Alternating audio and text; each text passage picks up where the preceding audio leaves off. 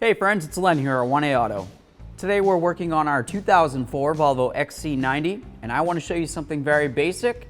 We're going to be checking and topping off the cooling system. To do that, it's right over here. We've got ourselves a nice green cap. Something to pay attention to before you go ahead and open this up, I know you're super excited about it, is you want to make sure that it's nice and cool. You didn't just go for a ride to the beach, you didn't just come home from doing a little groceries or going out for some ice cream, whatever it is you're into. It's been sitting for a little while, it's nice and cool. At that point, you can take your cap, turn it counterclockwise. As you lift, it might be under pressure. You want to lift it up and tilt it away from you. Just in case it is under pressure and it decides it wants to do something crazy, you're going to use the cap as a deflector and it's going to protect you. We don't have any issues with that. We'll take a look under here, make sure the seal's good all the way around.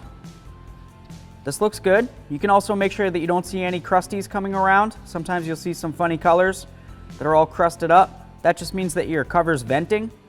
If it's venting, you might have had an overheating situation, or your cap may just be bad and you'd want to replace it.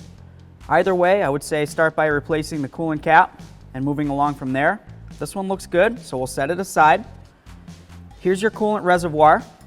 You would fill it right straight through this hole. It tells you to use Volvo coolant with a mixture of 50-50 water and coolant. So if you have a concentrate, you need to make sure that you mix it 50-50. Now we're just going to take a peek. Look for the lines. Here we are. So right here says maximum. And then all the way down here where you can't see because this lovely hose is in the way says minimum. You're going to have to trust me on it. So we essentially want it to be anywhere in between the minimum and the maximum. If it's a little bit above the minimum, go ahead and add some. If it's a little bit above the maximum, you're going to need to take some out. Generally speaking, I like to be at the maximum or maybe even just a scotch below it. With that said, we're going to go ahead and take our European coolant that we have here. So we've got a little funnel just to make sure that we don't spill it all over the place. We're just going to add some coolant until, like I said before, it comes up just below that maximum line. Take a look at it. Looks like we're at approximately the minimum. Let's keep bringing it up. All right, we're looking good.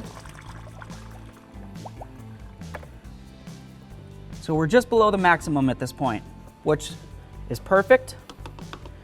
I'm going to take this, get it out of the way, close off my coolant.